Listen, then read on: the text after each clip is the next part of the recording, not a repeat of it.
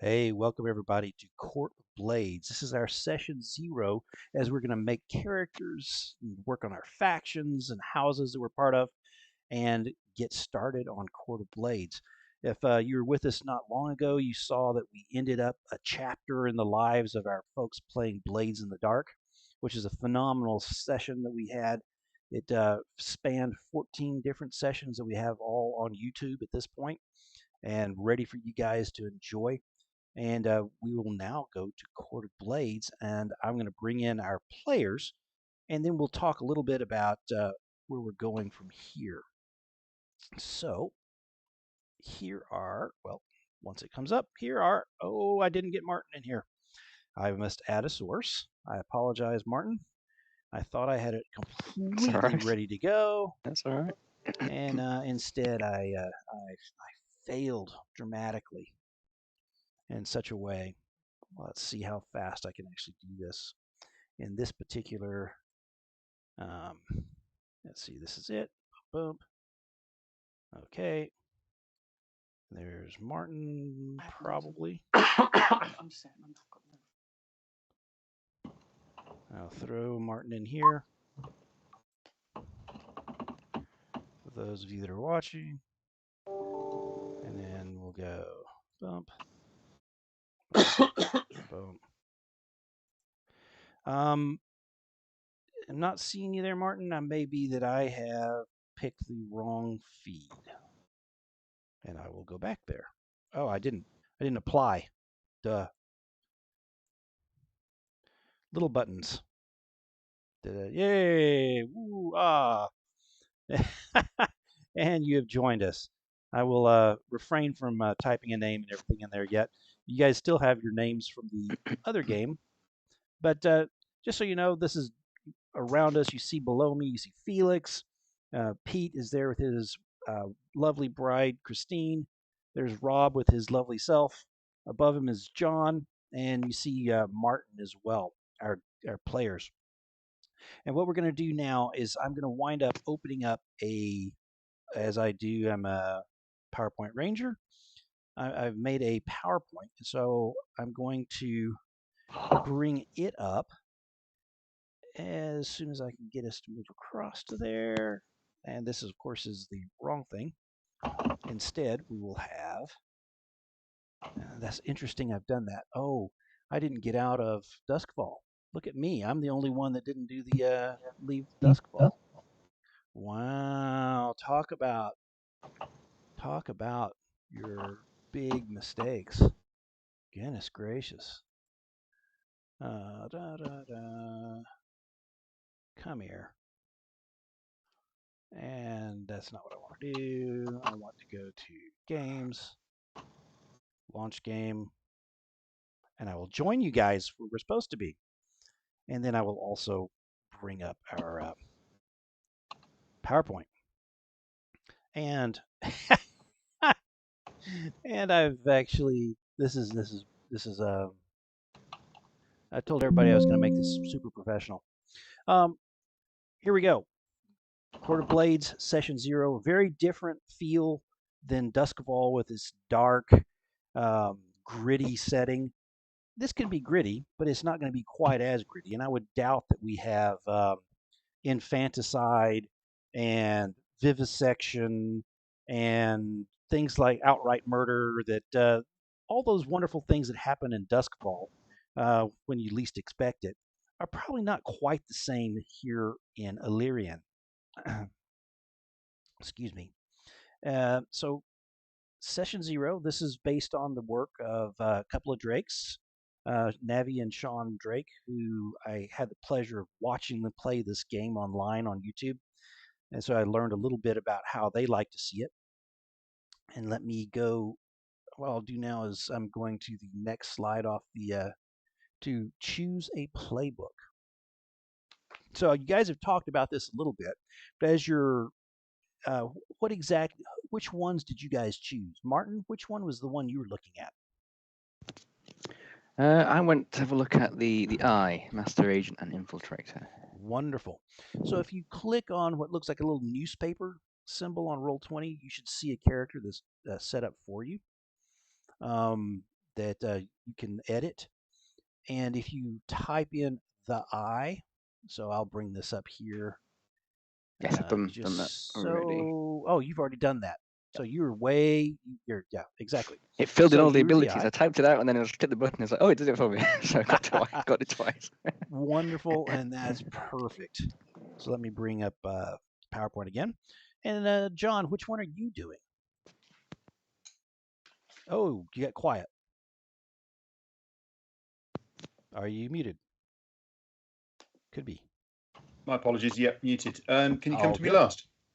I will absolutely come to you last. Thank you. Rob, what did you jump at? Well, I did toy with the idea of being a bounty hunter, but I had so much fun in Blades of the Dark with a bounty hunter that I thought I'd go for the knack. Ooh, very Seeing some interesting. spells about if I can, That Fireball. should be fun. I warp it around everyone, thank heavens. Excellent. Oh, okay. And Wrecker, what about you? Sorry, I just say that again. I just missed that. I was just doing something. We're just saying which of these particular playbooks you're planning on doing. We chose my playbook, and I'm going for the Couth. The Couth, Yeah. our streetwise wild card, lucky or dangerous enough to rise from the gutter. Pete. I'm going to play Pietro de Rossi. He is from the Key playbook. He's going to be the key social mastermind, crafting arguments and devices with ease. I like it. Now, what I don't like about this particular character type is that it mixes engineering with liberal arts, and you can't do that. It doesn't work. And then John, we're coming. Actually, Mara. I'm Mara. Good grief. I'm sorry about that, Christine. I'll be doing that this entire game. What are you thinking? I'm going for a hawk. A hawk. Ooh. Here's our bounty hunter. Very interesting. Now that may, if John doesn't want to duplicate with someone else, that puts you sort of in a Bravo position. Is that what you're looking at, John? Well, that was my initial choice anyway, but Perfect. Why don't you have the curse on the list? The which? The curse. Did I miss one? So Yes. Well, so the Or is that one of the? I don't know that the curse is in the rule book, but it is is in the list. There was one of the PDFs that you sent. May have been It's in the one of playbook. those. I haven't looked in the rule book. I've looked in the playbooks. Okay. So Okay. I think there are two different sort of like in the back of the Blades in the Dark book, where you have hulls and vampires and some other things like that, and ghosts. They have a couple of character types that are sort of the optional extras that I think that's what that is. So that's probably why I don't have that on there, is I wasn't planning on dealing with that. Nope. Okay, that's absolutely fine. So I'll play a Bravo then. Oh, you're going to be a great Bravo. This will be fun. Okay, then I'm going to jump down to as I run to the next slide, which is heritage. How do you guys feel about that? Let me work around. Let's start with you, Rob. Topa. Mocklane, thank you, or Mocklin, thank you. Which do you prefer to go by? You go by Mock? Mocklin? Mocklin, yeah. Topa is my surname. Heritage. I'm actually a Garnetine. Ah, that's very interesting. Garnetai, Ein. Well, I've already got a question, because it's not in the book.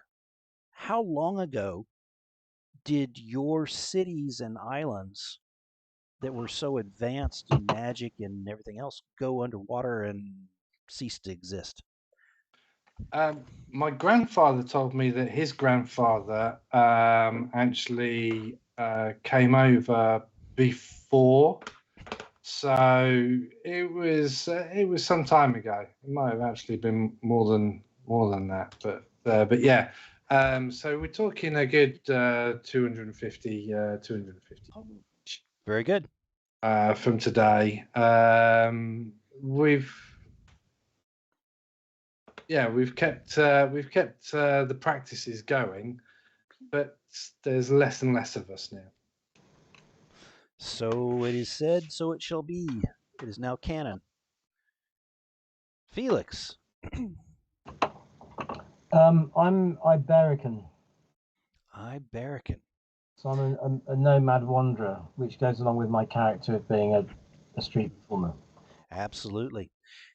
If anyone happened to glance at the timeline for Ilrian, you saw that it was initially founded by people from the Jewel cities. No, I'm Iberican. Yes, but then Yeah. it was overrun by the Ibericans. Oh, right. And then was refounded in year 0 and moved forward with the folks that we have now, the Ilrians. Okay, so Iberican. Pete. Yes, so Pietro is an altary. Ah, very interesting. I like that. And we'll get to the descriptions on that as we go. Altary. Very cool. Christine? Try what I'm gonna. Oh yeah, back a page. I'm coming from Moor. Is it Moor? Oh, Maur, I think. Our Foreign exotic Maur, they Maur. call it. Foreign exotic desert kingdoms. Ah, so across the seas you come from. Oh yeah. Very cool. No locals so far. John. I'm a local. What's wrong with you people? You're a bunch of mongrels. What's wrong with you? How cool is that? So you How are. did I get put with this bunch? That's what I want to. Can somebody please explain this? Who are these people and where have you brought them in from? Did they come in on small boats rowing themselves in? That's what they look like. Get them some decent clothing and get them a wash. Will you? Goodness me. Oh, I can't have this terrible stat. Well, he's all right. He's not bad. I'm very well presented. I He'll love do. it. That one. Very nice. Ilrian. But the rest of them, goodness me, get them scrubbed, will you? Beautiful. All right. And so Martin. Yeah, Monte is also Iberican. Ah, we've got a couple of nomads. How Yeah. cool is that? Very cool. Very, very cool. We'll have to dig at that a little bit at some point. See how that works out. Oh, the scruffy cowherds. Yeah, Our legion in here. It's what our village smells like right now. Okay, if any of you guys are at this part of the Nene River Valley right now, you know that they have definitely done a special deal with all of the fields in our local area. Here's backgrounds is the next slide. What backgrounds are you thinking of for your characters that sort of help shape them? Where did you come from before you were raised to the cool position that you're about to have? Well, I'll start. I'm from a military background. Ah. Sorry, is that called heritage on our character sheets? It is called background. Heritage is your what we would call race in D&D or whatever.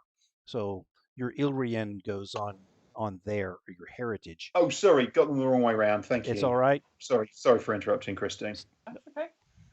But no, I have a military background, so I was a mercenary who fought for many houses. Oh. Any house that could pay enough, basically. But I've decided I need to settle into one place and Brilliant. work for one. I think these guys recruited you, and this is the highest level house you've ever been recruited to, and pays good. Pays really good. Okay, um, so we've talked about Christine's. What about you, Pete? Well, Pietro comes from a noble background. Makes sense. Little known cousin of a prince back home. Definitely knows his way around the court. Yes. Probably a nice thing to have. Yes, looking to expand trade relations with, the less fortunate kingdoms. Yes. Those that may not appreciate art, beauty, love quite to the level of someone from your background. Exactly. Martin. Monty's has a background in labour, so dock workers, sailing and coach driving, anything logistics-wise means you can get into places. So various you think you served as a sailor? You may have served on. How about being in the trade background? Maybe you've worked in some of the trading houses in which you have served as a sailor. You've served on not convoys, on caravans. Yeah, anything to do with movement of people and logistics. Yeah. Very cool. I like it. Awesome. Who are we missing? John and Rob and Felix. Who's next? Jump in. Me. I am a noble. Very because good. Of course I am. Of course you are. Exactly. Wonderful.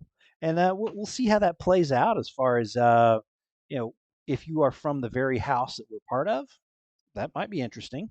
Is a much lesser cousin or something? No. I am indeed a noble, and I have been raised a noble, and I've been raised with all the other noble children. But of course, I am in fact from the wrong side of the blankets. Hence my lowly status in this current situation. So my father, of course, is Simone Boccanegra, who is in fact the brother of the head of our house, and could be some. He's really the head of our house's consigliere in many ways. But he had a bit of a dalliance with he's had a lot of dalliances with a lot of different women, but not all of them had issue. But I did so when he was a young man with one of the chambermaids. So I'm the product. Very good. So Giacomo is my name, and yes. Very good. But of course, because I'm raised in the royal household, I have all of the tics and mannerisms that go with it. Very nice. And how did you spell that first name so I can put that on there? Giacomo. It's on my character sheet. Yeah. Okay. Giacomo. Wait. Jai. No. G. Golf India. Okay. I put it how military man will understand. Golf India. Okay. Alpha Charlie. Oscar Mike Oscar. Got it. Wonderful. Giacomo Boccanegra. Boccanegra. Very, very good, Giacomo. Okay. Rob?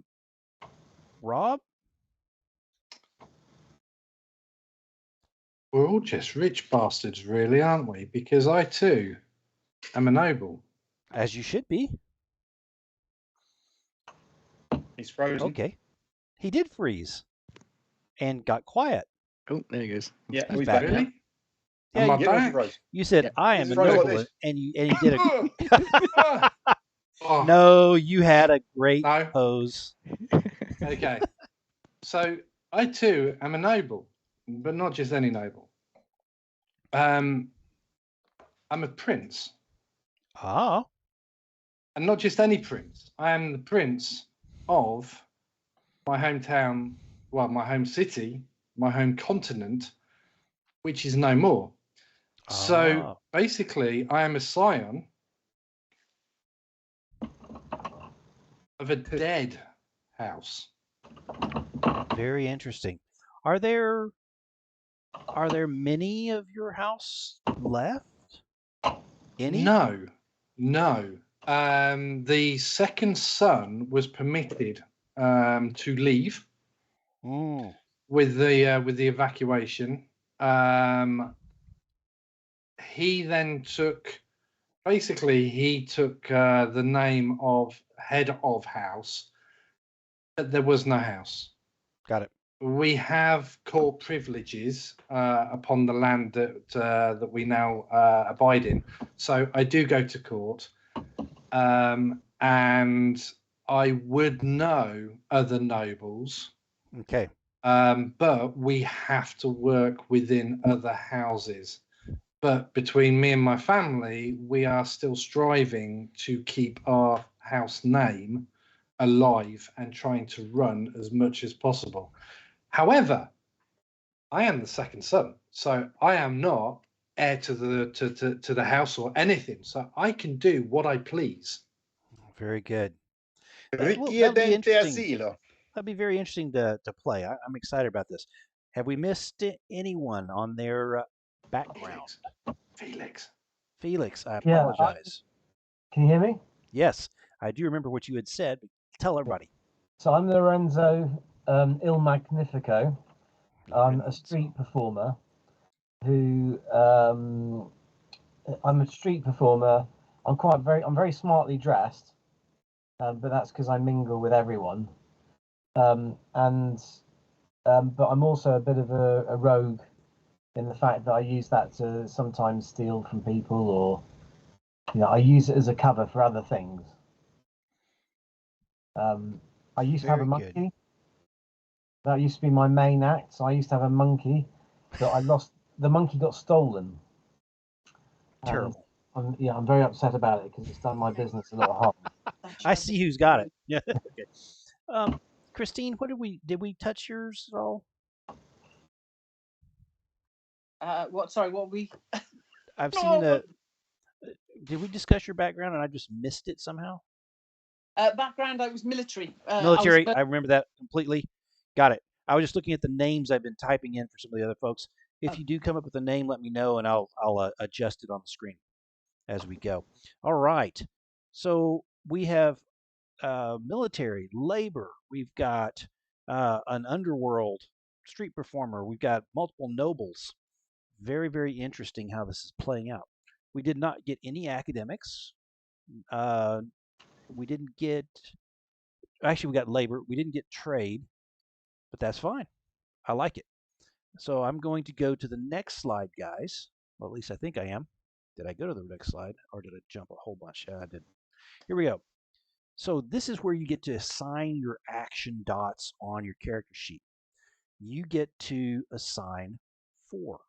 However, in this game, we're starting out with no more than 2 dots per action at the start, as opposed to, I think we were a little more liberal in our Blades in the Dark game, going up to about 3 or something like that. Or maybe that was later. I don't know. Whatever the case, 2 dots start in any different one.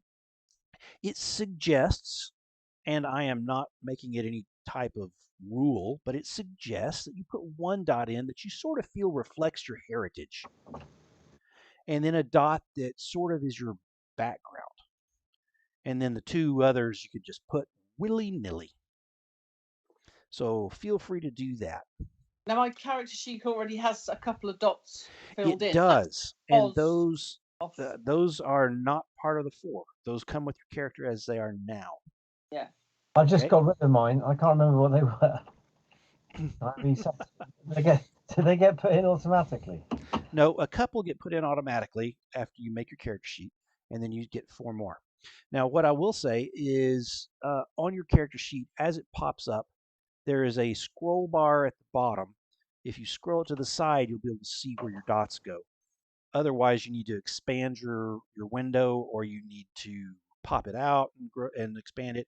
It just is a function of this particular character sheet that it does that.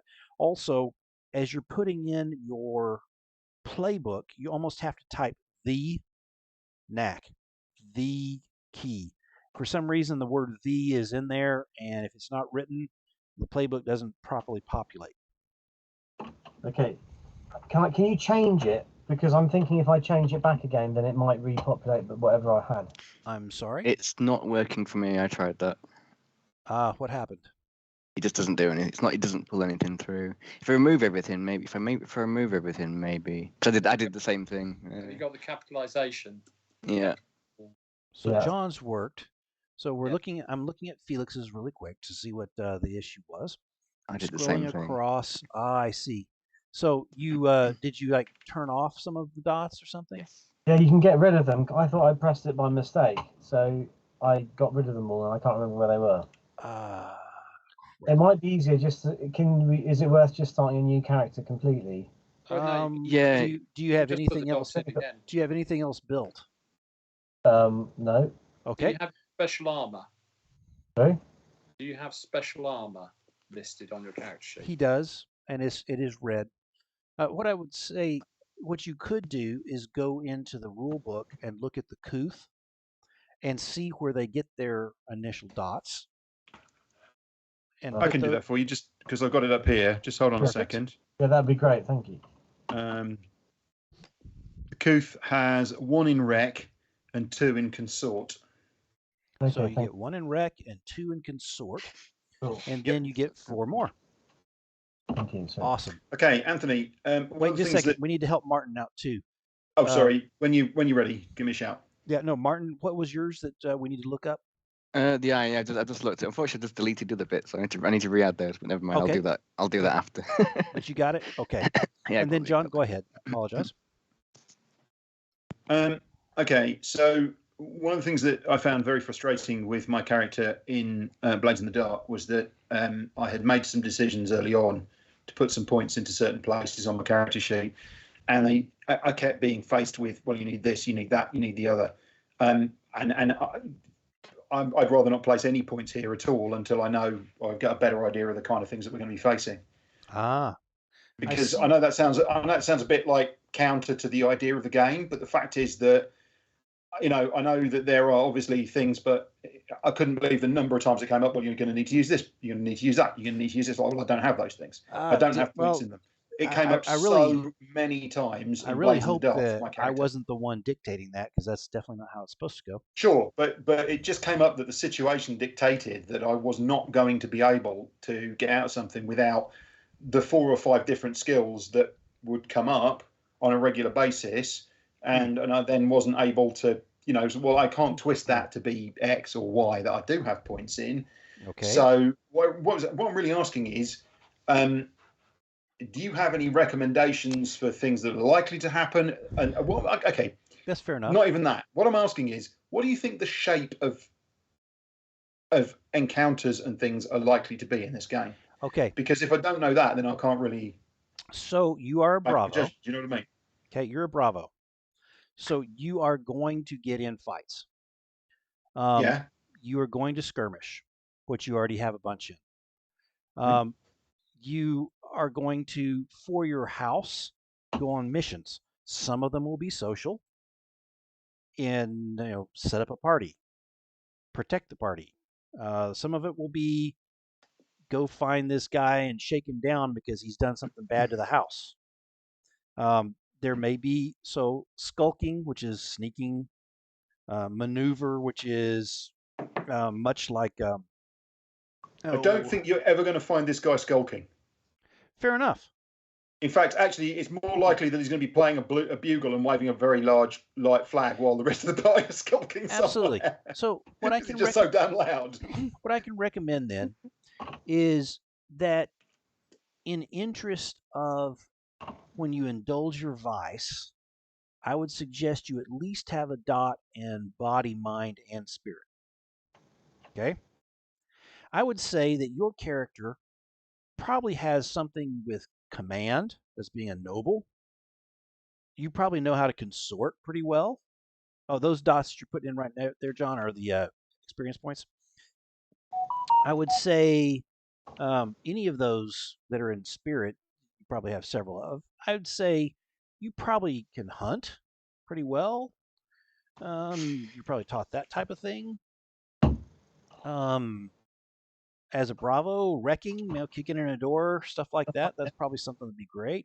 But those are just some hints, and I'm definitely not pushing any You see what direction. I'm saying, though, yeah? I do, and I do remember your struggle several times. Where you're like, dang it, if I had just a little bit I don't have of any of these things that, and they don't. Yep. I don't have the cover. And to some extent, that's why you've got partners, and why you do. Yeah, but on many occasions I was on my own or in situations where that wasn't applicable. And some of that, and nobody's pulling a 30-ton man out of a canal. No. So group maneuvers and things like that are quite helpful. Cool. Awesome. So we have sort of worked through some dots, or are working through as we're looking at that. I'm going to sort of move on as you guys continue to tinker with your dots. Here's where you get really a cool thing is choose your special ability. And that's the next slide is special ability. Every retainer begins with one special ability of their choice. As in Blades in the Dark, they've put what they consider the most easily adaptable and applicable one at the top. Most easily playable, etc. It's no judgment on you as a role player or anything else if you take the top one. The top one's there for a reason. It's a good one. Okay? But feel free to get anything off that whole list. And unlike Blades in the Dark, when you get your second ability, you don't even have to take the veteran. You can just go off any other. But your first one has to come off of your playbook. And if you want it off someone else's, you click veteran. Okay? And you automatically get your special armor that was taken in your character creation. All right. I know this is an interesting one because there's so many neat stuff. So I'll bring up Felix's character for everybody online to watch. And I'll go down and look, he has picked Party Crasher. Once per errand, any flashbacks where you have arranged a distraction or employ mayhem cost no stress. When drawing attention to yourself, take +1 for the effect. That's pretty darn cool. Yeah, it's almost double effect, isn't it? It is like a free. Yeah, if you do both, I don't see why. It's a free flashback, and it is. Yeah, that's pretty cool. Distraction, basically. Yeah. And so let me look at Christine's character. We'll bring that one up and take a quick look. And see, she's still looking, or has it down at the bottom? Nope, she has not picked hers yet. Still looking. You could have told me. A couple I like scrolled all over. So. But anyway, every character sheet has a different set of special abilities. It's really a neat thing in the game, and something that everybody enjoys working on. Okay, so you guys are working on that now. Your dots and your special abilities are ongoing. You also, on your character sheet, have friends and rivals. So for this one, I'm going to pick Martin's character sheet and bring it up and sort of show everybody what that looks like.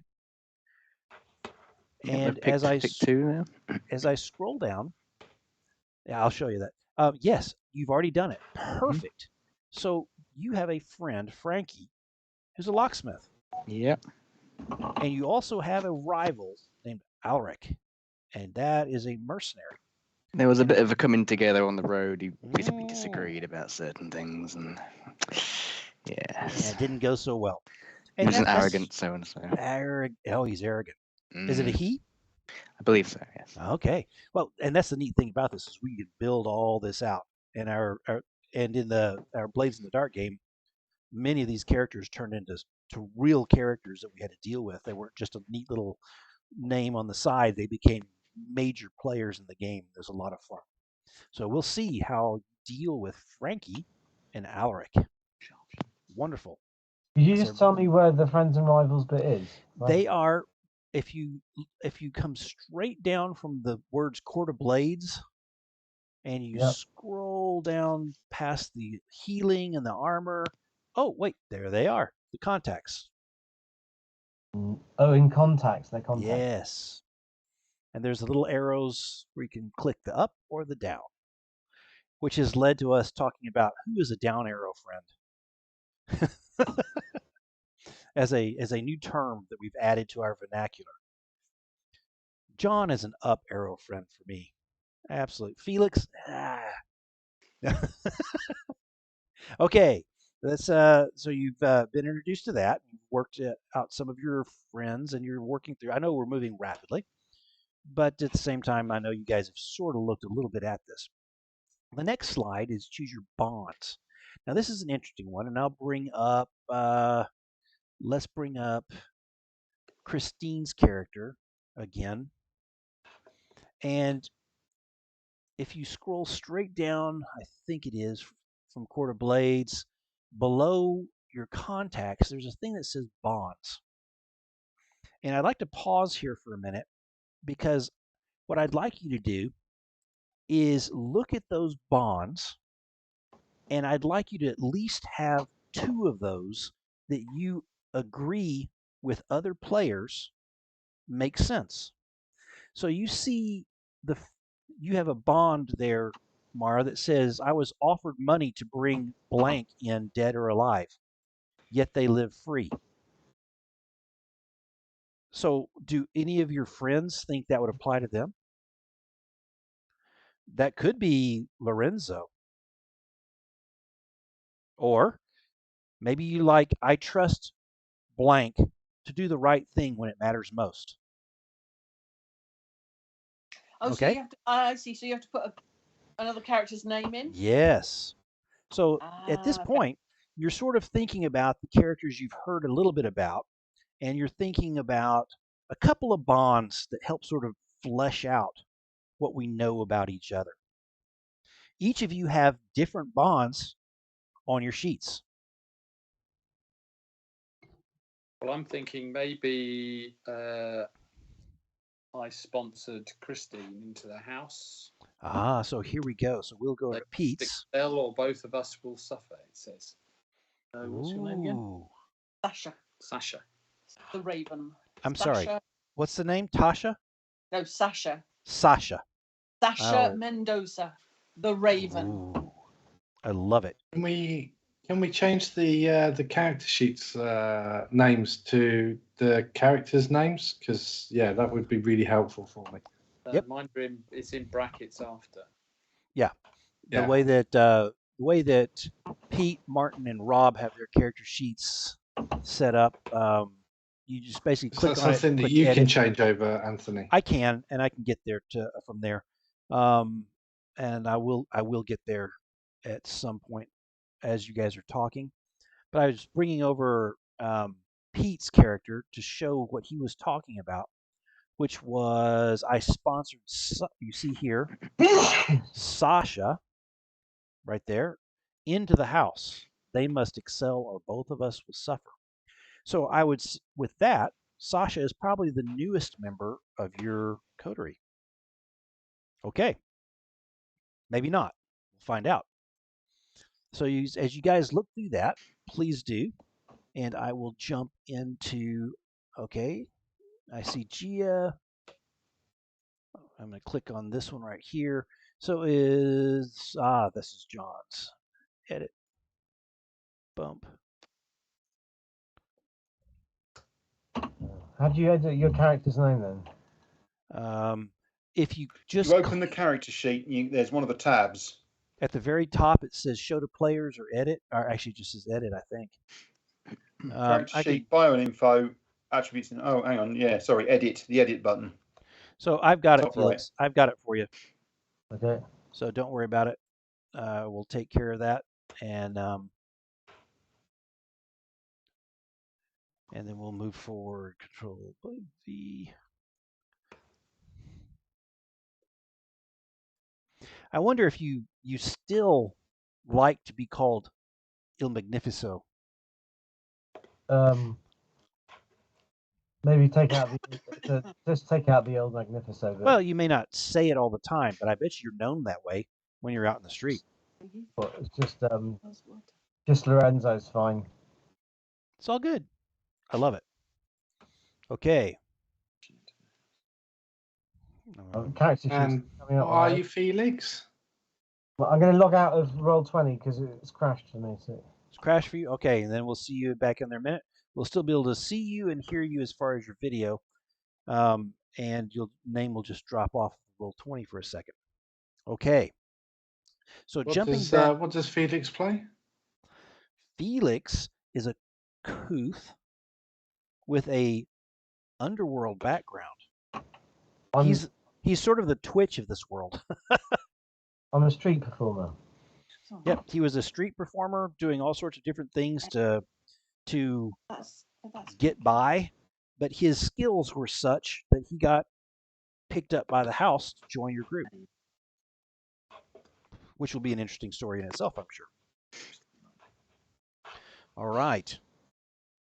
Let me bring back the PowerPoint. The next thing is choose your indulgence. You guys remember how much these indulgence actually played into the game in Blades in the Dark. I mean, good grief. We wouldn't have had our problems with Argaz the demon if it wasn't for Mara's penchant for going out and trying to seek out these spirits to talk with.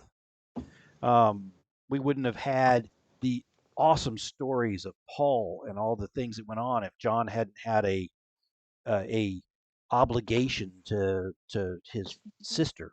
So these actually turn out to be fairly big things in the game. So what is and who can forget Felix's character Wrecker over in the good side of town, getting drunk and peeing on those people. Yes. That was a highlight for me, by the way. Yeah, I forgot about that. yeah, that was a booth. That was not a urinal. Yeah. Absolutely. I thought it was a urinal. That's what counts. So think about that. Toilet. Yeah, think about that for a little bit, and you can look at the book a little bit and see what you think about faith and things like that. So there's all sorts of things. I'd say that there's ancestor worship. Some of you guys come from different backgrounds, and so we can flesh that all out any way you like. In gambling, that's just a way that you blow off that steam. Luxury, who knows? That may be something that's appealing to some of our lesser nobles or our fallen nobles or our nobles who are trying to gain, I don't know. And pleasure, that is easily found in Ilrian. That is for sure. Though it may cost you more than you think. And stupor, it solves a lot of things for a short time. And the arcane, you never know. Okay, so we have looked a little bit at your indulgence, and I hope you guys have chosen one, or at least are thinking about which one you'd like. Yeah, I've got mine. And now we're going to do something fun. I am going to press the test on this game, and this is a bit more than I've seen in the YouTube different shows that I've seen on Court of Blades. They bring up a paramour as a concept that may or may not happen. In this city of courtly love, and it's almost posed to some extent. Everyone's got to have a paramour that they're longing after, right? All of you are going to have a paramour. And on your character sheet, what this will look like, and I'll grab Rob's. Can I have more than one? That may happen. We'll see. So you can see that there's paramour down just below your healing clock. I don't think that goes together necessarily. Where you can put a name at some point. And you can also see where there's heat. There's little hearts. In the game, that's a mechanic where you can spend those hearts going up and down in your actual level of love with this person, but you're using those to purchase different things that they will do for you and help of the group. But to get there, you have to start a clock. If you go to the bottom of your sheet, you can see there's a place that says clocks. I think it says it's a 6-part clock. And I'll just put paramour. And that's what it roughly looks like. Okay? So I've added this character, and if you guys are looking at Twitch, you'll be able to see. Actually, what I'll do, here, look at this. Show to players. So you should be able to see Rob's character where I reached down to the bottom of his thing and I added a clock. No. Dang it all. Show to If you buy players. an info, that's it. Yeah. Just a line. Because he's the only one with permissions. I should. Oh, no, I set it up for all, but I clicked show player. Okay, whatever the case. Bottom right of your entire sheet, there's a place that says clocks. Yep. Click add. Click 6 part or 6, and then you can type in paramour or the name of the paramour. It doesn't matter. Once you have filled that clock, which you can do during downtime activities like anything else, then you can start generating heat. Okay? And you now have 2 indulgences. Where do you put the indulgence? I missed that bit. Up top. Up top. So I'll grab Pete's character. There with your show name and all the everybody. rest of it. Oh, yeah, seen it. Absolutely. So we're getting there from here. Okay. I'll bring this back up. So you have a second indulgence that you guys can use. So not every time do you have to gamble. Sometimes you can pine yourself away writing poetry to your paramour or whatever you choose to do as a means of stress relief. I'm going to make you do the other one too, somehow. I haven't gotten that in my head yet. However, just indulging in your paramour, taking off some stress, does not necessarily mean you have moved the clock. Okay? So if you want to move the clock on the paramour, that is more of an activity. What romantic gesture are you going to do? And look at aside from Martin and the lovely Christine, look at this group of middle-aged men who are going to show how romantic they are. It's going to be freaking awesome. Though Roses are red. Yeah, violets are blue. August 11th, 33 years of marriage for this young man. Just so you know, red, violets are I blue. actually remember the date. And my pocket's hard, and I'll want to do you. No, that's right. This could be very interesting, especially because I'm probably going to have to play all sorts of parts that will be uncomfortable and interesting. Okay. We'd like to get you out of your comfort zone. As you're working the idea there, let's drop down to the next slide, which is your paramour. And what I'd like us to do, Rob, roll 1d6 on the screen, and let us see what is the. Look at that. This is interesting. This is really interesting. You have drawn a poor. How have you gotten interested in this waitress or sailor or student? Opposites. Student. That's very. Perhaps you are attracted to a hairy seaman. Hey, it's only hairy if it hasn't been cleaned up quick. Students are poor, but they're not necessarily low class. I mean, you can work with this, but think about that. Yeah. And so as we were doing this, think about the description, name, and heritage. And honestly, she might be from your he from your very same heritage, but there's a lot of poverty for your people who are outcast and, well, not outcast, but are refugees. Actually, I just realized right? In fact, she might be a fallen noble as well, just poor. Think about that. And then I'd like to ask a leading question. So I learned a really interesting trick from watching several games recently, in which the GM asks a question which establishes a fact, but then has the character or the player flesh out the pieces around it. And if you'll indulge me as I try this out, I'm going to try this out with your paramours. All right?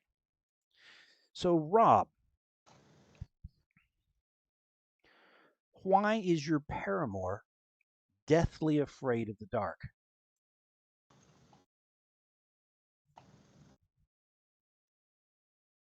I don't actually understand it myself. But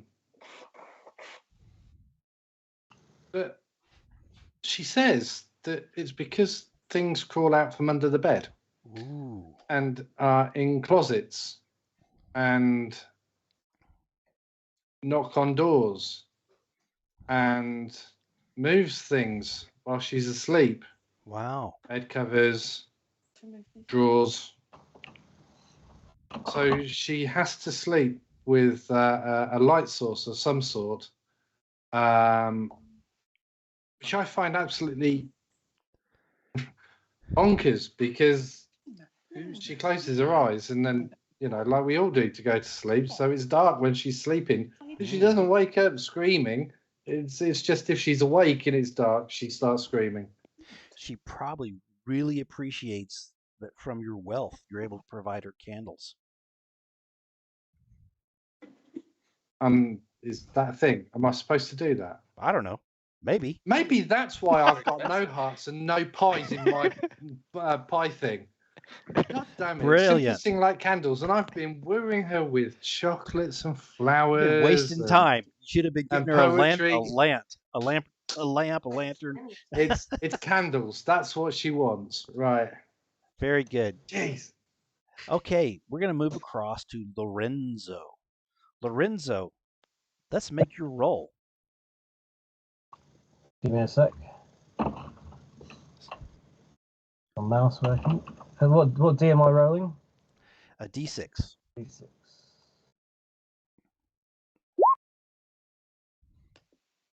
And 5. it didn't show up here. What? It's in chat as 5. In chat, it's a 5. Wonderful. Can you see that then? No, but that's fine. I didn't go across there. A house major. So you can pick one of the houses, the noble houses, as where she comes from. And I'd like you to do that now, prior to you guys picking your house, because I think that'll be sort of fun. So right here, actually, if you go to the choose your house, which is the next one after the paramour, which house do you think she's from? And I know you don't know a lot about it. That's half the fun.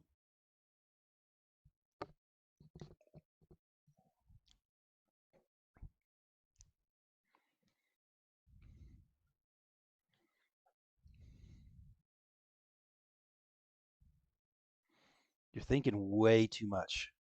Yeah, no. So I just haven't read them yet. No, that's fine. That's perfectly fine. We'll go for House Bastion. House Bastion. Very good. So you will keep that, put that in your notes, okay? Because I'm not keeping all these notes. Put that in your notes for your paramour. And we will now go back to that page.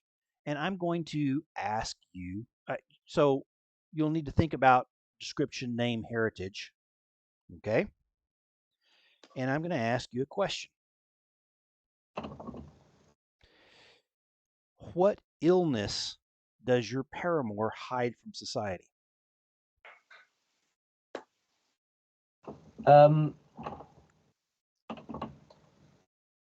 It can even be supernatural. I don't care. Yeah. What does she hide? What is it that you know about but most people don't? Are we in the same world as? Nope. Well, you don't know. Crabs. But you're in a fantasy world. I'm gonna say like a fear of eels or something, but a paranoia or a mania of some sort is fine, or a partial paralysis or lycanthropy. I don't care. You tell me. Let me give it a little bit of thought. Okay, think about that, and I'd love to hear it. Yeah. Okay, and I'm going to come back to you because I want to hear it. Yeah. I'm not letting you off the hook completely. Christine, are you there? I am here. Okay, Just saw the blank screen without Pete there with his smiling face. So let's have a roll for Sasha. On the D6, am I? Yep. 1d6. And you got the same problem. All right. Let's see what was it? Did it roll for me? It's in chat. Yes, you have a 1 as well. Oh, goody. You have a poverty-stricken someone. I have a poverty-stricken someone, do I? Oh, Yes, you do. What do you think? A student at the university who's poor and working? Maybe a sailor in and out of port? Think about that. What do you think?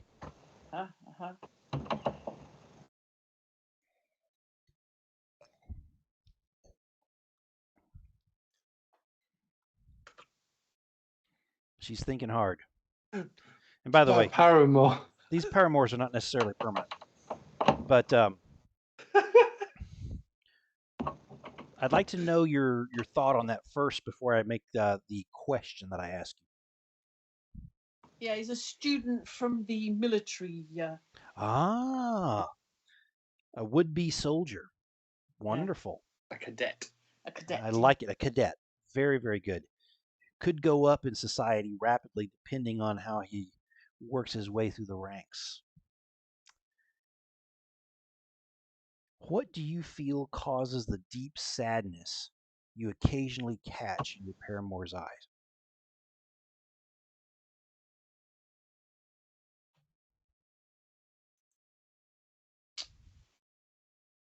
Probably from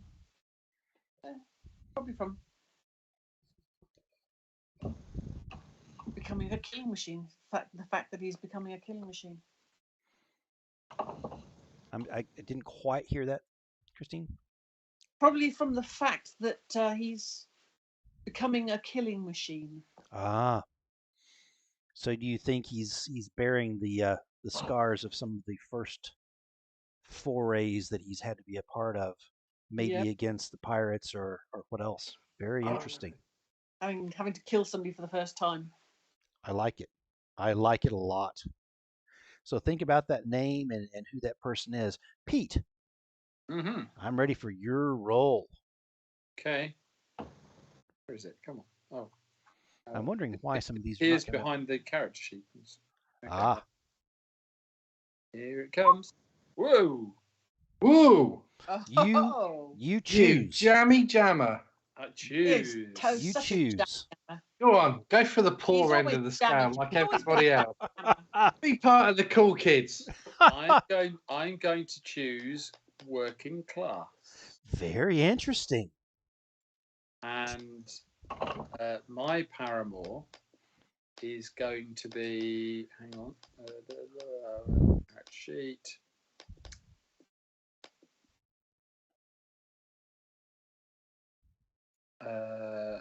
Letta Barbolini. Oh. Daughter of Gian Barbolini, who is my tailor. Very interesting. A seamstress and probably a bit of a creator as well. Yeah, I wouldn't doubt that she knows more than she's letting on about fashion. Yeah, so my contact, my friendly contact is my tailor. Wonderful. Shift to the right. So you're saying that you want your paramour to know your inside leg measurement, right? No, I love it. Okay. What attracted me to me in the first place? She warmed her hands up first. Wonderful. So, I'm going to ask you another question then. Let me, so what strange habit does your paramour have which you find cute, but all your friends in the coterie find off-putting? Oh. Felix is laughing at that for some reason. It's got to be disgusting. No. Yeah. No. Like sticking her finger in her ass. She's a taxidermist. Oh, She wow. knows to create little Montages. Oh, yeah, that's right, little scenes with yeah, dead animals. I love it. I absolutely That'd love be it. especially fun with rats. Little rats with monocles and small swords. Yes, and playing Little cards, hats. playing cards at little tables, and she makes all the outfits for them. Yes. Or dueling, perhaps. This young seamstress is alive in my mind. I love it. Yeah. That is Puts so her very sewing rich. and skills to good use. So very rich. Oh, Gaziomo. Am I saying that correctly, John? Gaziomo or Gacchiomo? Giacomo. Giacomo. Okay. You're muted, John. He's muted again. I love it when he's muted. You're muted. It's awesome. So Giacomo. Giacomo. So Dang would be it all. masculine, and A is feminine. So Giacomo. Giacoma would be female. I'm gonna be struggling. Okay? So A Giacomo is female, and O is male in Italian. Okay. Giacomo. Very like good. Latinate base. Okay. Darn it! I only speak French and Arabic. I don't do any of the others. So Okay. Giacomo. Giacomo. Okay. Giacoma, because she would be fit because she's a lady, Giacomo. right? Okay. So John. So somebody spelled your name wrong on your character sheet. Was it with an O or an A? A. Oh. Giacoma. I'm on it. I'm a fixer. You really do have an issue between hey, masculine and feminine, don't you? You're missing the wrong wrong game. Okay, let's have your roll. And I know that this is a really weird, arbitrary way of doing this. And by the way, if you just want to choose, just choose. And if anyone would prefer to choose, I'm sorry. Am I next?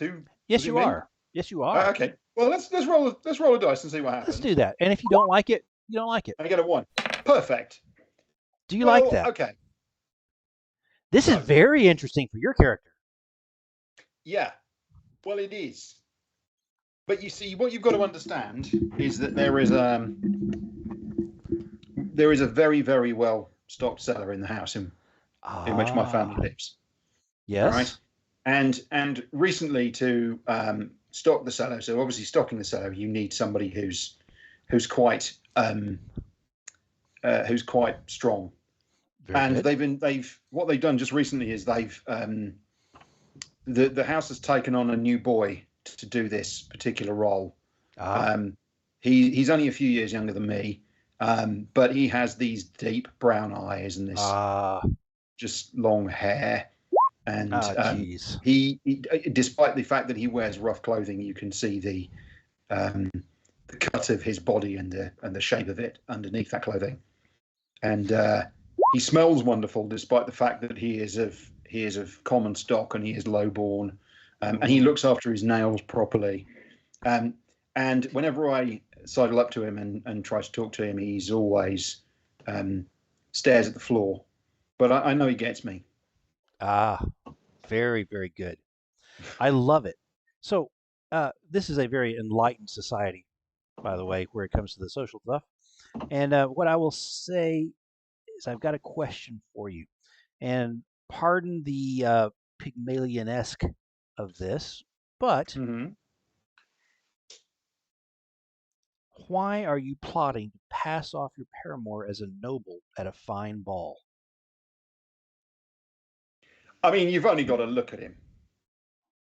When I get a decent shirt on him, and I'll get one that's cut down the front. In fact, I might not even dress him in a shirt. I might just simply dress him in a waistcoat, nothing else underneath. And once I get some fine tights on him and get them tight up against him, let's face it, a lot of people in that room are going to be staring. So, of course, I want to pass him off as a noble. Wow. I want to be able to take him out. I want to be able to introduce him to society. I just can't let on where it is he's coming from. Do you think that may have anything to do with your own having to struggle with the society and your because of your wrong side of the sheets that you'd like to see someone else that's able to break free of the prejudices that. No, I actually think it's much more selfish than that. I think it's considerably the case that I'd really like to, I'd really like to bed this guy and show being the a young guy off. And to be able to do so, he needs to really be a noble. Otherwise, it would be, So I really want to form a relationship with him, and to do so, I've got to pass him off as the genuine article. Very, Otherwise, very good. I will be mocked by my friends, and that would be deeply upsetting for about 5 minutes. Yes. As upset as Giacomo can be. I can't say it. Giacomo. As upset as he could possibly be.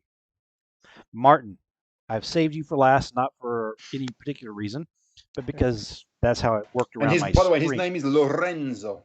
Okay. Oh, you've got a Lorenzo in your group already. That's awesome. Oh, do we have a Lorenzo? We have Lorenzo. Well, that's going to get confusing. Yeah, we better let's change that name. Last game we not that Lorenzo. Last game we had two characters. I call him Loro, though. I'll call him Loro. Loro. I like it. Martin, who I still have as the dude on the screen because I don't have your character's name yet.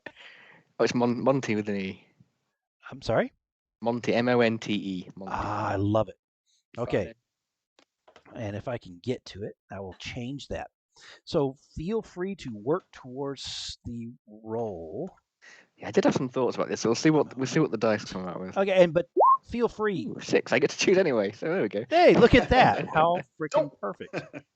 Figs. Okay, what are you going to choose? This is interesting. I'm going to choose. Let me go back to the right page. I'm going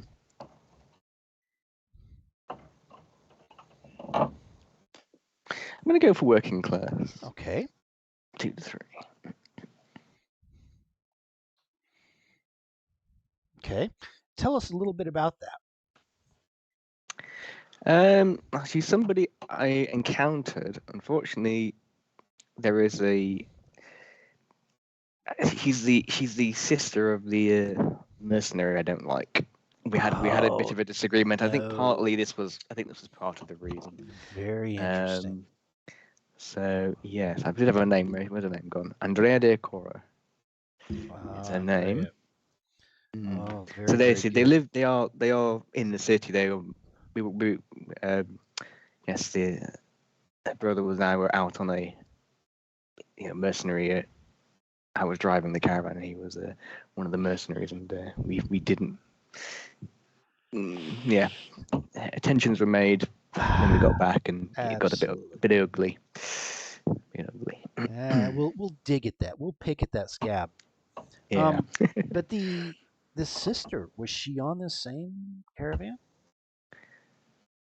No, but she did come to wish everyone luck before we set off. Very interesting. So eyes across the crowd. Sounds like she wished you a lot of luck. A lot of luck. Yeah, we had a brief chat. Interesting. Yeah. So let me try and come up with a good question for you. Let's see here.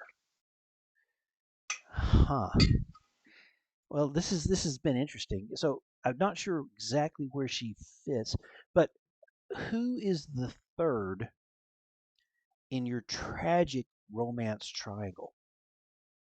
And that gives you another name you got to come up with.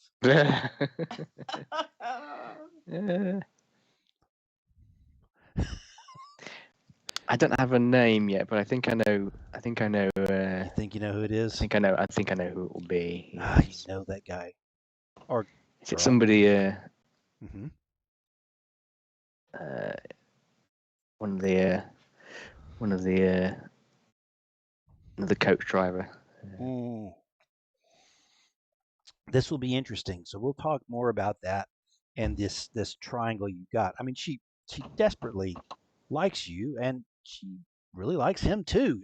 It's really a struggle. You could have chosen another woman. Oh, I don't know if you could. Well, yeah, you could have. But definitely, it's a situation that we'll have to work through. Okay, we now have paramours for our team, which is very interesting and actually took more time than I thought, but it was a lot of fun. And we'll see how they play in the game. I'm hoping that they will drive some plot as well as be foils and problems for our team as we move forward. So I'm going to go to the next slide after paramours. My one's called Isabella, the Bella. Oh, that's right. I think you had mentioned that. She came to one of my performances. Yeah. Okay. She was. Did I not talk to you about yours? I apologize. You asked me to have a disease. Yes, that's right. That's right. So I might as well get it out now. Absolutely. So she came to one of my performances and she was watching me and she was absolutely enthralled because I was using my skills. But there was a point where she just starts staring off at the distance and doesn't do anything for a few seconds to a minute. And afterwards, when I talked to her, she couldn't remember that time, and she was having like petty absences. She was having small seizures where she just disappeared for a few seconds. Very, very interesting. And she's been trying to hide it from society because they don't want that bred into stock. And what she has mentioned to you is when she is in those things, she's seeing a different place. Right. And we'll get to that. Very good. I love that. Now, super important. What is your house? This is who you guys are working for, who's buttering your bread, and it will change stuff on your character sheet. There's going to be all sorts of things that come from this. It's not like the end of the world what you choose, but at the same time, it sort of defines you a little bit in this game. I've put the basic description here. Feel free to jump in the book and look a little bit more, but honestly, there's not a heck of a lot more. It's all about building this out as we go. So these are the different houses. Corvetto, the oldest known house in Illyrian, mysterious, tyrannical, and feared. And if you look at their sheet, I think their strength is in magic. Each of them have a strength, right? So each house has a strength, and then we'll wind up having you guys choose a second strength. Okay. So what sheet? So I will do this right now. I will go over to and pull up. I'm going to pull up Rob's sheet because he's the one that spoke. When I look at it says he has it actually right now on the coterie. What we're going to do is you're on your coterie sheet where it says title. You will wind up typing out house and then the word of the one you choose. And that will populate that particular sheet on your character sheet. Okay? Yeah. So at least that's how it worked when I tried it. Are we all doing the same house? Yes, you are. You all work for the same house. Yes, you are. So we need to have a chat about this. You need to have a chat right now. Because I just rolled a d6 for the two choices that I was going to go for. And I rolled a 2, which meant it was the first, not the second choice. Well, that's funny because I rolled a 2 and I counted them 1 to 6. And the second one is House Battaglia, but I don't really care. If anybody's got any strong views, then let me know. If I had a preference, I would have gone with either House Lavelle or House Alander. Well, of course. See, I was going to go with Corvetto or Almari. I love it. Bastian, so we've got quite a range there. I love it. So one of us is going to be happy, one of us is not going to be happy. I think the best thing we could do is so far, Alander and Battaglia have not been chosen by any of us. So, depending on what Felix you just say Alander, Pete? Yeah. Alander or Lavelle? Yeah. Sorry. So Battalia is the only one that's not been chosen Okay. by anyone yet. So depending on what Christine and Felix says, if they don't choose that, I think we should choose that one, and then we're all shit out of luck because we don't get what our choice is. Honestly. The forming, storming, and norming. I have to say, I think Lavelle for me probably is the only one that I'm not. Yes. Yeah, positive. I mean, that also works for me too, for my type of character. Not necessarily how I was going to play it, but yeah, I mean, Lavelle can also. I mean, to be fair, I think all of them will work for me because I'll make it work.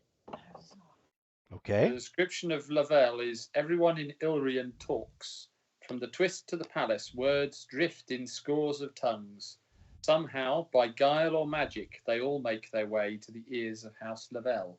It is no surprise that many of those words are words of admiration for the house. We do not speak ill when they are certainly listening. Very interesting. Would you like Pete to read any of the others in his dramatic voice? Oh, yes. Yes, I thought that was quite sexy. Corvetto, House Corvetto.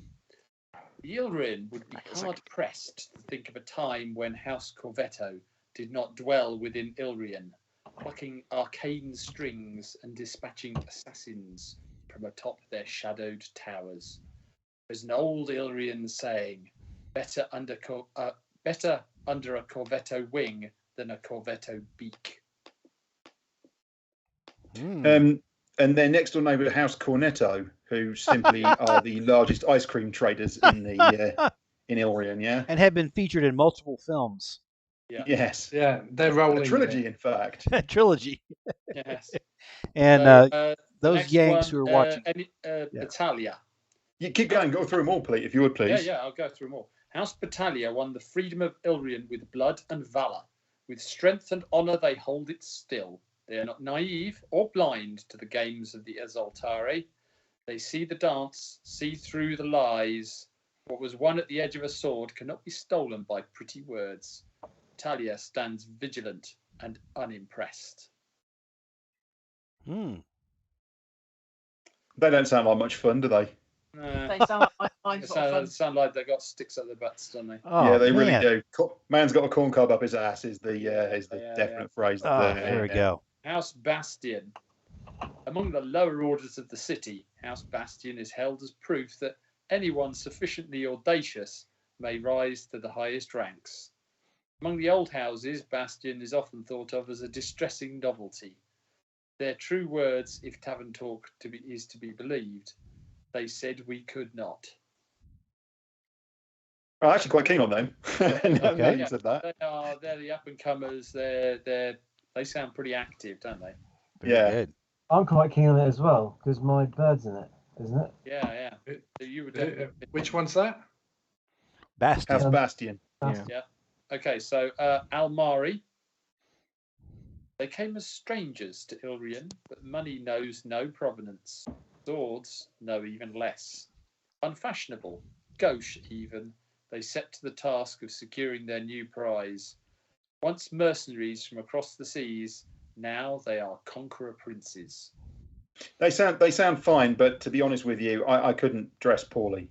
I just be gauche. Yeah, I gotta go with you on that one. Yeah, unfashionable. Look, they've got lots of money and they're very smart and they're very strong, but they've got terrible fashion sense, and I can't have that. Oh yeah, not at all. And finally, House Elander. Ilrian was once a city of merchant houses. Dozens of tightening fists around the gold which flowed through the city of canals. Now only House Elander remains. If there is something you need, be assured the Elander either make it, import it, transport it, or ensures that you need it in the first place. Their strength is wealth. Yeah. And which means every social season, which is a couple of different stories that we play, you can choose what their strength is because they can freaking buy it. Yeah, so they have XP triggers as well. So so Elander has an XP trigger by overcoming an obstacle with guile or extortion. What's What about House Bastion? Yeah, because that's the other one. What's their XP trigger? It's the one we're quite keen on. Their XP trigger is overcome an obstacle with audacity or unorthodoxy. That sounds more like us, doesn't it? Yeah, it does sound like more like us. Yeah, I think that's us. What is their So strength? what do you reckon, guys? Their resource Put it in the chat. Transport. That works for me. Okay. So and that may be how we find you, Monty, as a part of this group, is you were plucked from the ranks of those that were paid for by House Bastion to transport stuff. Yeah, I love logistics. it. Okay. So have we we saying House Bastion then? I think it has we to be are. Bastion, yeah. All right. So So on we your type character that into the absolutely. title, yes. So absolutely, the title of your on the coterie street, you say House Bastion, and it should all of a sudden you have some other little things. And so as we go to the PowerPoint, and I'm going to the PowerPoint, the next thing you guys are doing go to is coterie. Your coterie begins with a reputation. Okay, so you begin with 0 favor, and you're tier 2. And I don't know what I did screwing up with 0, whatever. Probably 0 favor, or was it renown, or I can't. I will think of it in just a minute. What's your reputation as a group? So as a group, you have been bought to work for House Bastion, and this is huge because when you were plucked up to work for one of the noble houses, Esultare, you guys are suddenly without any need of keeping track of money. Seriously, that's gone as a problem for you. This is an amazing thing that has happened, that you have been lifted into this situation. Your group that works for House Bastion, how are they? What's the sort of renown that they bring to them among the house and amongst other people? Ambitious, brutal, daring. Those are some of the words that are there. Pick a word. It doesn't even have to be on this list. How would you describe your group? Unorthodox. Yes. Definitely. And that fits well, doesn't it? Yeah. Okay. So we'll put that word in there as unorthodox. It doesn't change your Where sheet do we in any put way. that, sorry? In reputation. What the hell's that? That's in your house part of in your coterie part of your character sheet, yeah? Yeah, I'm in the coterie part, but I've got no... So I wish I could show this to players because for some reason it's not. Yeah. Oh, crap. This is Martin. I just moved. I'm doing mine, so I don't know whether everybody else is doing theirs. Yeah, I'm on mine at the moment. So, isn't there one? Can we not just do one for the whole of us, or is unorthodox in there? No, it's just like the Blows of the Dark sheet. So does it have to be one of those, or is it? Can you make it? Does it have to be one of those written things? No.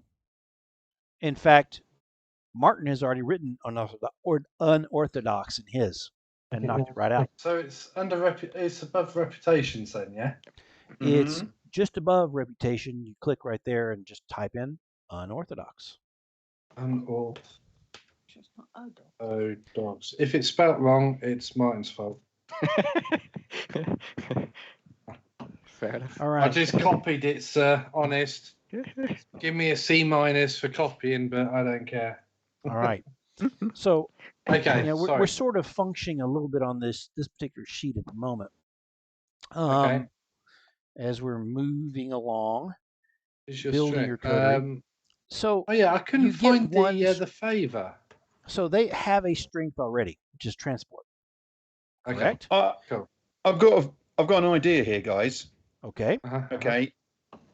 And I think actually, given the house that we're talking about, I think we should probably have access. Because we're in touch with the common people tend to share information about what other nobles have been up to and so on and so forth. Okay. Does that make sense? including tailors and wine stewards and You got very, it. very good. Yeah. Okay. It just feels right for the house that we've chosen. How does that feel, everyone? Sounds good. Looking for consensus. Okay. So this is in strengths instead of transport or as well as? No, as No, well. we've got transport as well. Yes. Yeah, access. Transport and access. Yeah. Yes. Town with house bastion. I like it. And access. So now you get to choose a special ability from your house playbook. And this is much like your type of group that you did in Blades in the Dark, where you guys could pick stuff. So you can see the first one on there is a +1 action rating to either Tinker or Study. And what I will say is if you have a 2 in either one of those, you can go to 3. Okay? Oh, is this on the Ability for that. Special abilities is on your coterie page. Let's have a quick read. Let's have a quick read through them anyway. So why don't you do that? Yeah. Here we go. Mindful. Each PC takes Where's the one choice? mind resist rolls. Don't know how often we get mind resist rolls. So, Felix, did you type in House Bastion at the top? Yeah. Okay, so it should have populated your special abilities below. Oh, in Coty, and that's what. Yeah, okay. Yes. So your special feature is Popular House. This is actually cool for you guys. Is moving forward to try and be the top house. You get 1 extra clock tick on your house advancement, and you have favor with the citizenry faction group, which we will deal with in just a minute. Okay. What about the waters in which we swim? That looks quite a good one.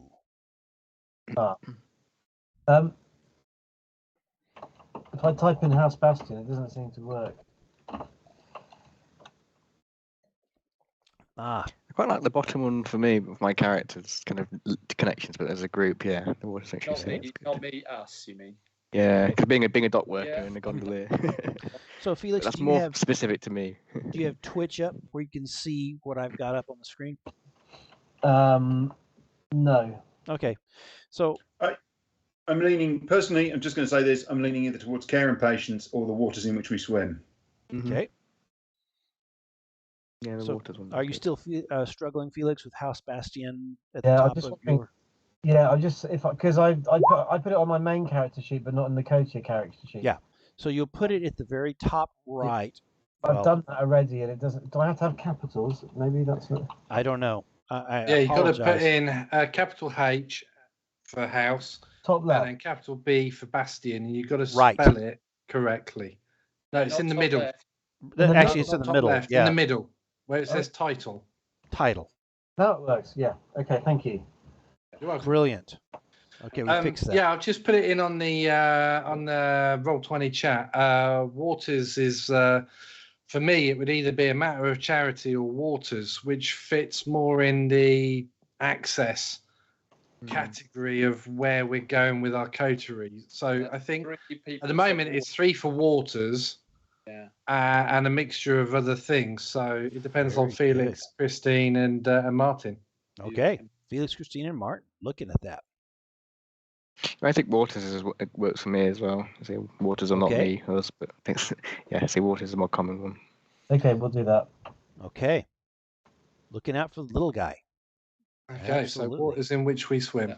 So it gives us another XP trigger, which could be quite useful. Very, very interesting, isn't it? Mm-hmm. And it gives us an extra D to engagement rolls.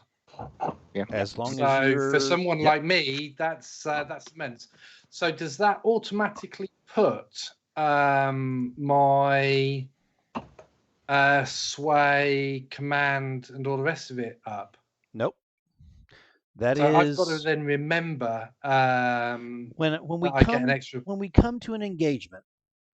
Yes, as long as you are using somehow the support of the people, right? Okay. you'll get an extra die. Yeah, and there's a lot of ways to argue that I'm going to have a very hard time saying no to, because there's a lot of people in the city, right? Yep. Do you want So sausage? in general, you're probably going to get that dang die as long as you guys are creative enough to do it. So you get 2 upgrades on your coterie. Okay.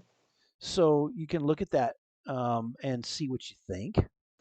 So I'm bringing up Felix's character sheet so I can just look at that.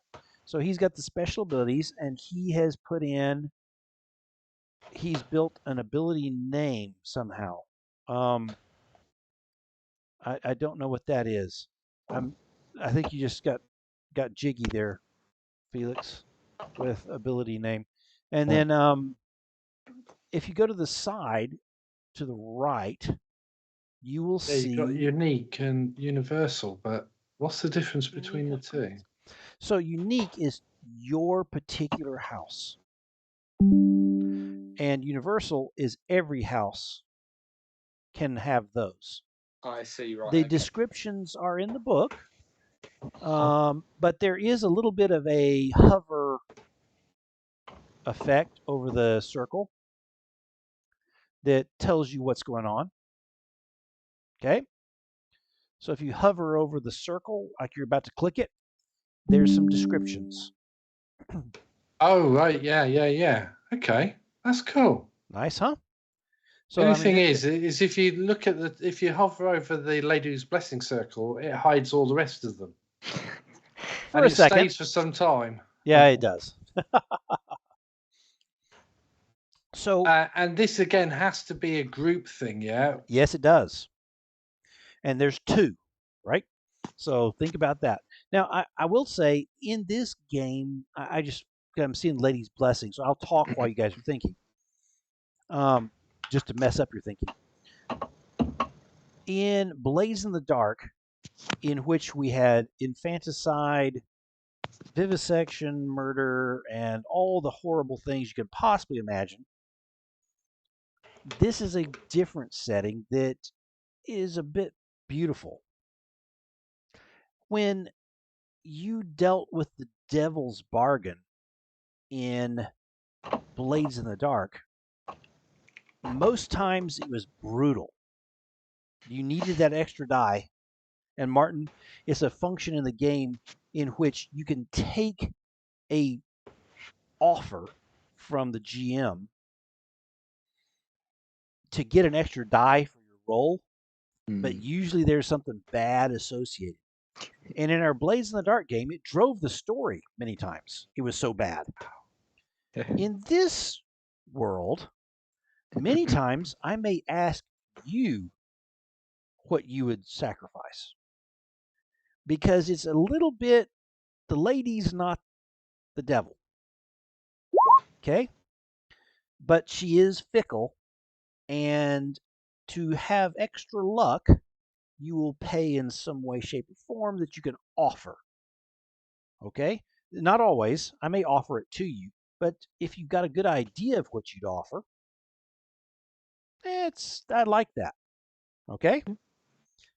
You know, if I can catch that guy's foot as he's trying to get away across the rooftops, I'm willing to accept the fact that we both fall. Yep. Got it. You got an extra die for that. Makes sense, yeah. And we'll figure it out. That type of thing. We'll figure it out. Okay. So it's not necessarily going to bring Agaz or something like that as in Blaze in the Dark. So we got to the point that everybody was almost terrified to use the Devil's Bargain because it was pretty brutal. So we can we'll see about this. Cool. So you guys are thinking about your 2 upgrades. What are you thinking? Dedicated transportation might work quite well. I'm looking at private library. That might be quite nice. Oh, it'd be very useful for researching. Yeah. I like that. That's cool. And the ledger looks quite good as well under the unique upgrades. We get 2, yes? Yes, you get 2. That would go well with access, wouldn't it, as well, and all the information being shared, etc.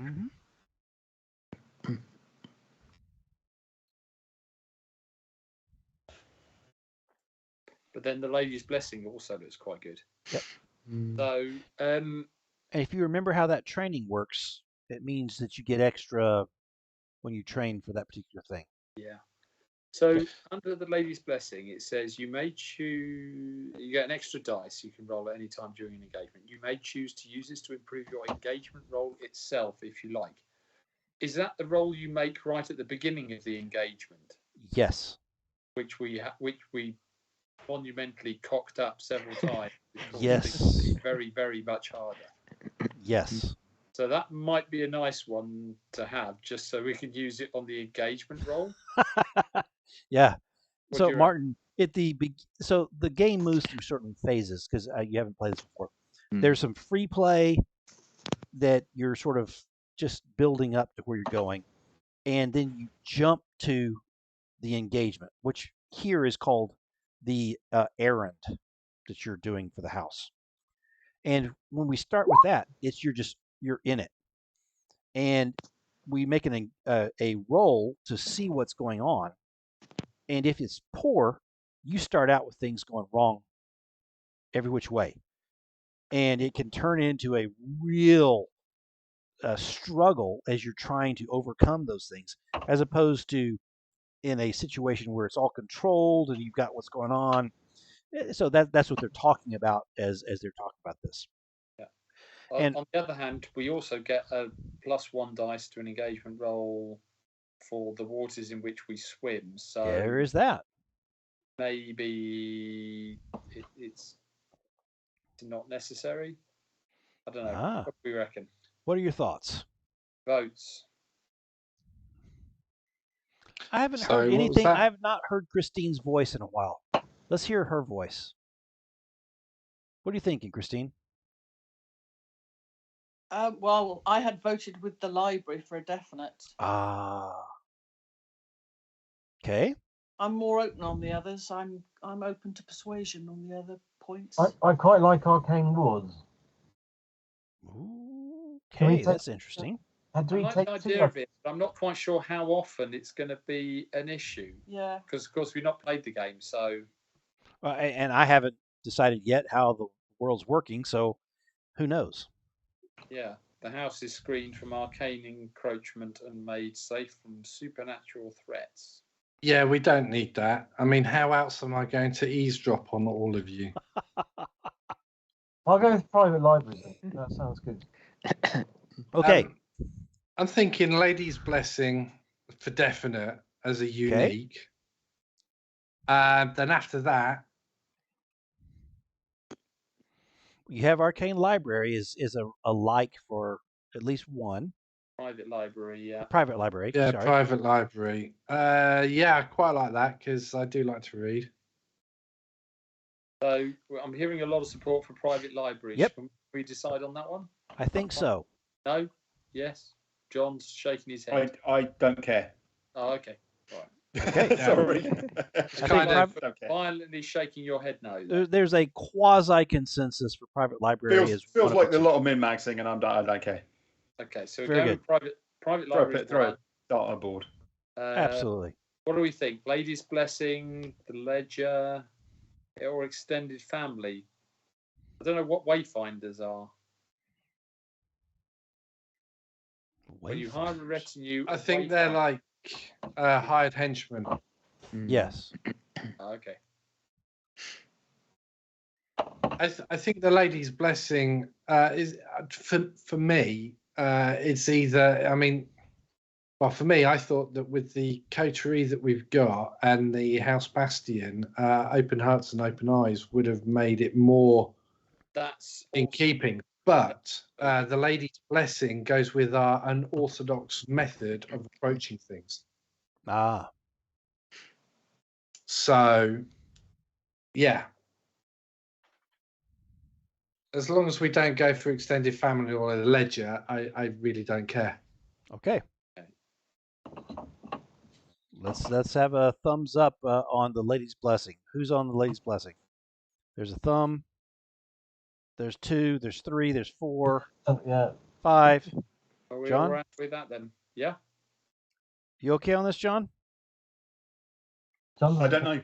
The problem I've got with all of this is that because I don't know how the game works, I've not got the first clue. Well, I don't feel and A, I don't bottom feel line, qualified to answer, and B, I'm not sure it really matters. And bottom line, John, as a GM, it may not matter because I don't know how the game works yet until we start playing. Yeah. I mean, I accept that's what that's almost part of it. It's like almost like I feel like you'll fit the stuff around what we choose rather than the other way around. There is some of that. Yeah, absolutely. So, I'm not being. That's not aimed at you or anything. It's not aimed at the game. It's just like, what's going to happen? Absolutely. So let's jump to the next slide, which is choose your house's sphere of influence, and this is important because you get one teeny sphere of influence. Okay. So what I'm going to do is on Roll20, I'm going to change this map a little bit because I want to go to here, and you'll see it hopefully. So in the city, you've got big areas and you've got little areas. It's not changed on my screen, mate? No. It hasn't because I didn't freaking move you there because I'm an idiot. And here you go. As I talk about it. Okay. Yeah. So in the city, you've got multiple districts, and inside of them are some smaller areas of influence. Okay? You will have one of these sub areas for your house. Now, that sub area, your house is sort of has an obligation to because you have risen to be one of the esultare, and you're given an area of influence. As you do that, it's taken, whatever. You have this area of influence. Your house sort of has to fund some stuff there, right? A little bit of security, a little bit of upkeep, a little bit of you're known as the people who have the influence of the area. Okay? So as you look at these areas all across here, they each have different benefits and they've got different people that you know and things like that. And that's all in the book as we go across. But does anything jump out at you? And I can talk a little bit about them as necessary. But, the Lady Zone has the temple. And, the White Road, which is the big main road into the city, has the White Gate. Maybe that has something to do with transportation. Or maybe the docks has more to do with transportation. I don't know. What do you think? The Trader's Gate coming in through the twist is the lowest area in town as far as the amount of poverty and things like that. Twist is the ghetto of the city. Though Ilrian is the richest city in the world. So there still are shops on the lower floors and apartments above, even though it is an area that the guards don't go down at night. It's still not stupid poor. The stupid poor live out in the villages and the hinterlands. It's the working poor who populate the twist, which is dominated by several different groups that we'll talk about. And then you've got the Rose District. If you look straight down, you have the Coronet, the Palace and the Garden, and then below that the Gilt, the Plaza and the Market, and below that the Rose District has the Theater and the Silk, which is the red light / pleasure district. Those three are, expensive, nice areas. The Spindle, which has the university and the banks. There's some really interesting things going on there. The Trinket's interesting. I mean, you have the Foreign Quarter where you've got all sorts of things going on from different foreigners in the area, and you've got the Artist Quarter. These are all areas, the arsenal and the docks. The arsenal is where they keep their weapons in case of war. Giant building, crumbling upper floors that are filled with arcane weapons from the past that are long forgotten. The lower floors have weapons from today that are ready to go out just in case you're attacked, maybe dispensed to the people so they can defend. That's where they keep that. And then the docks. Crumbling buildings are usually best explored by monkeys, in my There experience. you go. There you go. That is true. That's true. Where were the watch and the canals? Because they're on the text, but they're so not they in the they image. are in the text, and they are each an actual area. And I Each didn't separate put that area, on okay. there, and that's my own ding fault. So you can dominate the watch and be the people who fund and help take care of the day-to-day activity of the watch, and the canals, largely run by the gondoliers, but you can be those that are taking care of that. Okay. If you got a dredge somewhere, if you've got to deal with a bridge that's having issues, you guys are going to be the house that has to deal with the canals. But the canals are a big transportation piece. I do see where you're going there, Monty. Done some of that in my time. Also, the canals are very good for getting rid of corpses. Oh yeah, that they are. They're not nearly as full of eels as your last canals. I do like the idea of the watch though. That's interesting as well. Yeah. I The like the guild. in the Rose District. I can see us as theatre entrepreneurs. I like that. All the people coming and going to the theatres at night. Yeah.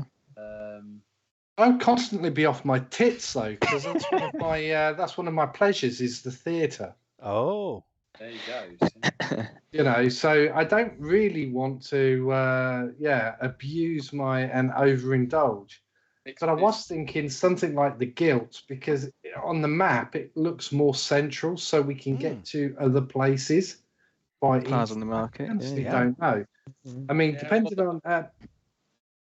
I was going to say, could Anthony show us, just ping us where the watch is and where the canals are? It's not where it would be. They are based. They're sort of everywhere, right? Oh, they're everywhere. So we would just pick up. Right. Okay. So there's not a serious district, but you would sort of be worried about stuff that's going on everywhere. Now that's an interesting idea, and I'm perfectly happy with that. You guys tell me, what do you want to do? And in the book, there's a whole list of all of the areas that are spheres of influence, and they each have little benefits and little downsides and things like that. So it might be worth. Pete, can you find the right page for that?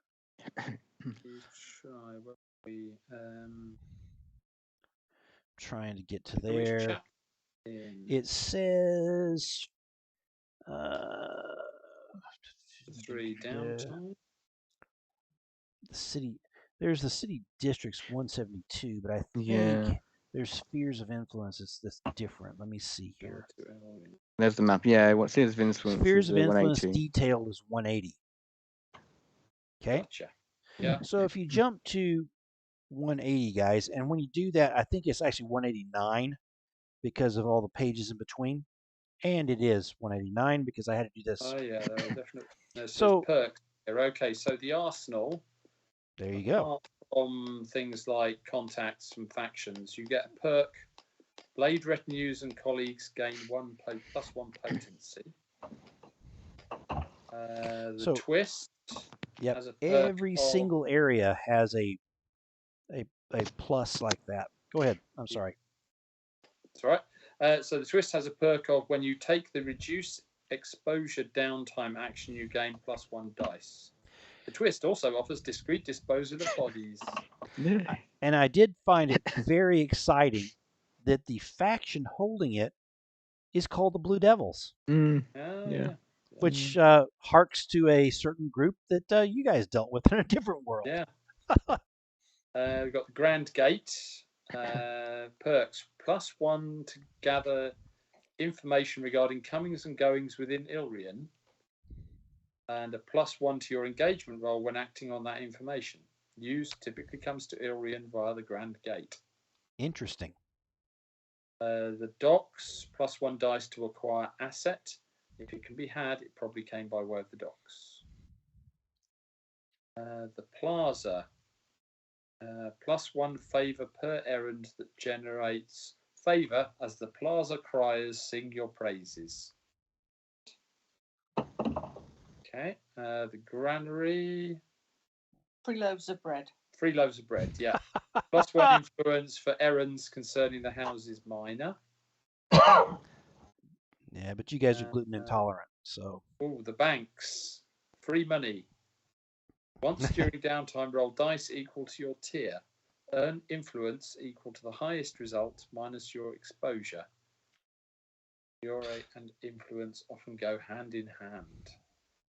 Theatre offers +1 dice to deception engagements.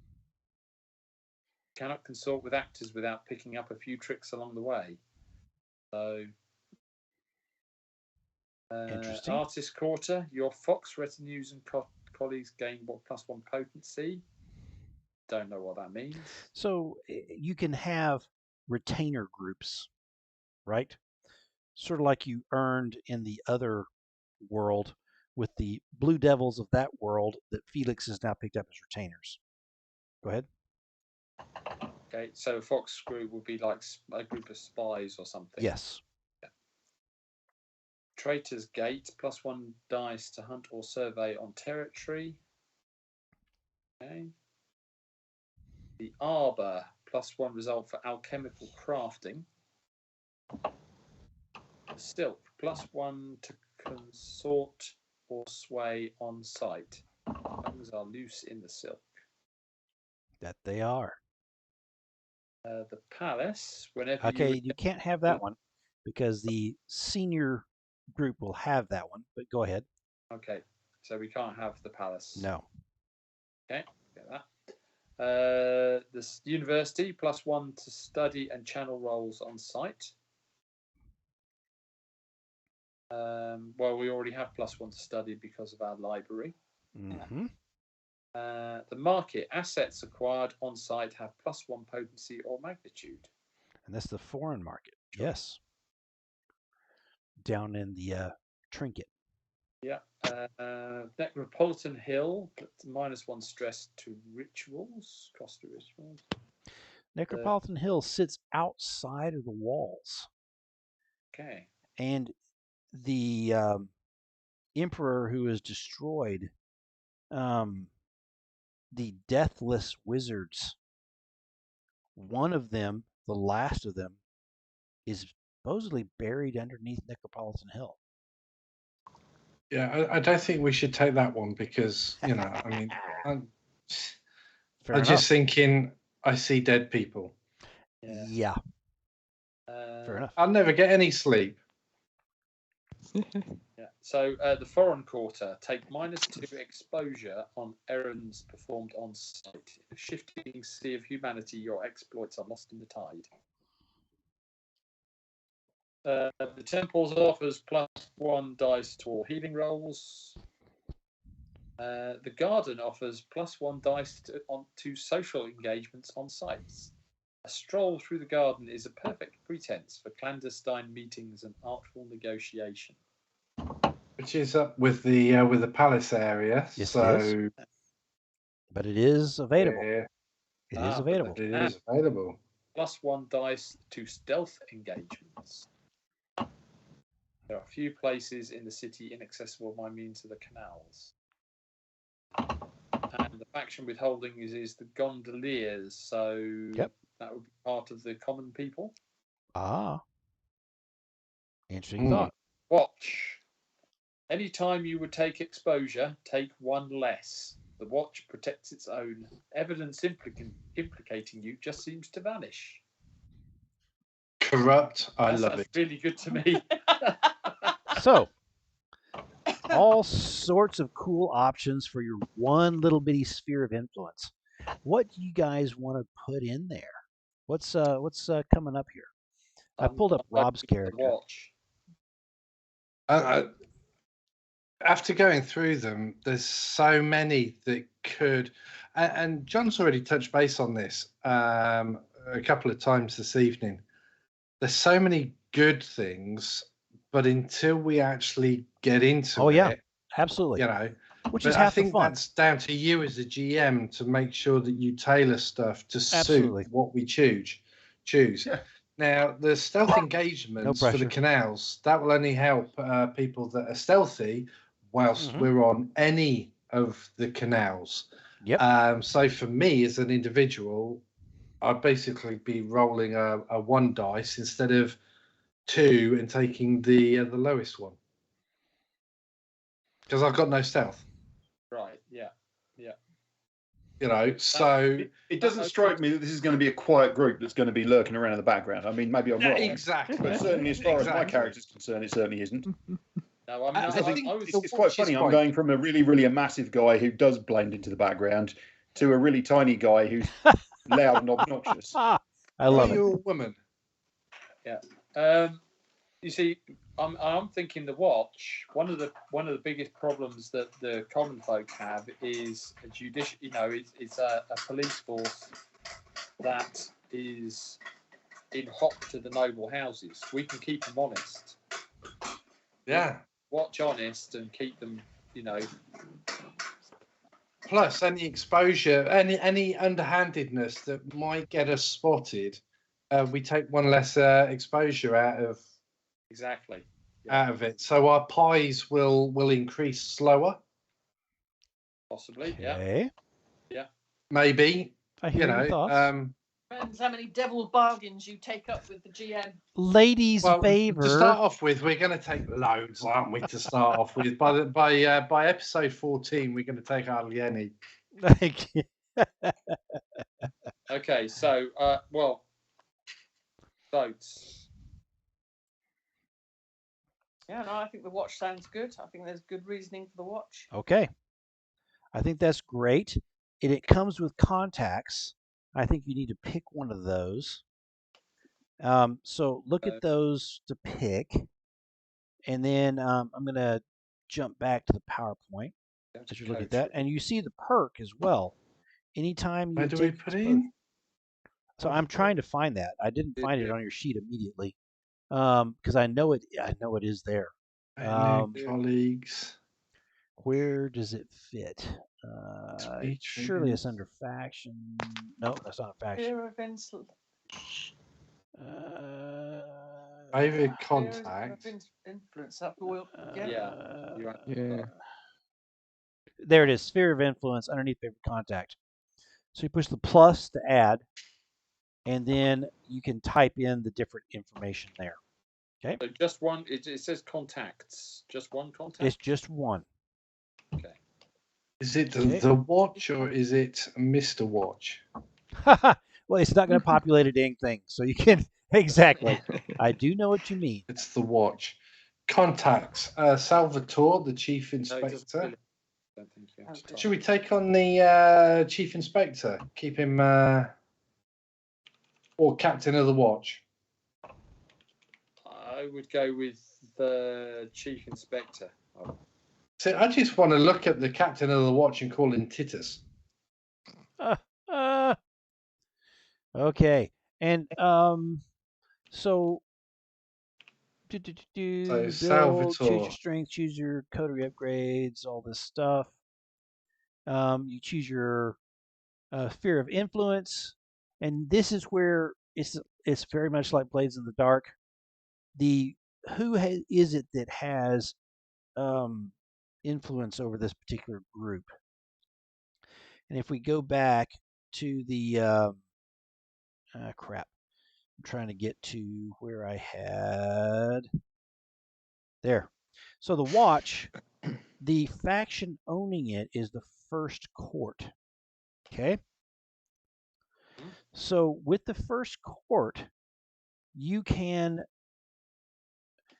pay them 1 to have a neutral status with them, or pay them 2 and have a +1 status with them, which means you're really taking care of the guard, doing all that other stuff, or pay them nothing and you get -1 status with the court. you guys have 2 status to deal with at the beginning of the game.